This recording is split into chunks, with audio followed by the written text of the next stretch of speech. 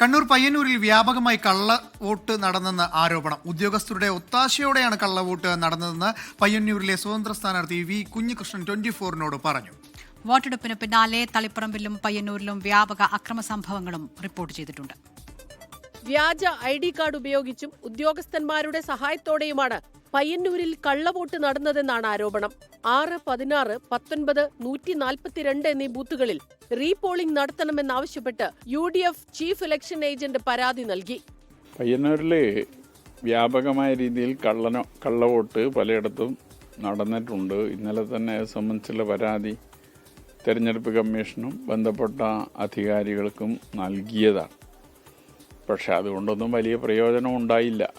വളരെ മുമ്പ് തന്നെ ഇവർ വ്യാജ ID കാർഡ് പ്രിൻ്റ് ചെയ്ത് തയ്യാറാക്കി കള്ളവോട്ടിനുള്ള ശ്രമങ്ങൾ നടക്കുന്നതായി ഞങ്ങൾക്ക് വിവരം ലഭിച്ചിരുന്നു.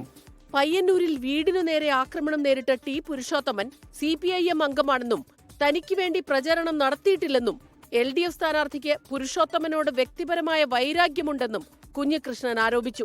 ആക്രമണത്തിന് പിന്നിൽ CPIM പ്രവർത്തകരാണോ എന്നതിന് തെളിവില്ലെന്നും രാഷ്ട്രീയ മുഖംമൂടി അണിഞ്ഞ സാമൂഹ്യ വിരുദ്ധരെന്നും T പുരുഷോത്തമൻ.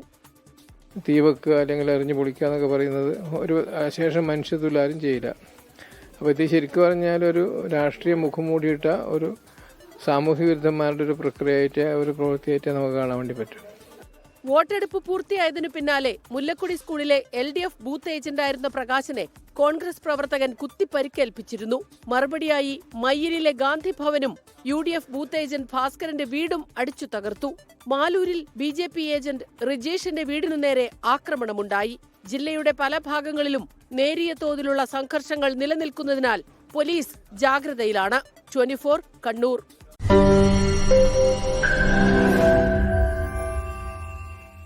ലോകത്തെവിടെയായാലും ഏത് സമയത്തും 24 വാർത്തകളും ഓഗ്മെന്റഡ് റിയാലിറ്റി പാക്കേജുകളും എക്സ്പ്ലെയിനറുകളും വിശദമായി കാണാൻ ഞങ്ങളുടെ YouTube ചാനൽ നിങ്ങൾക്ക് സബ്സ്ക്രൈബ് ചെയ്യാം.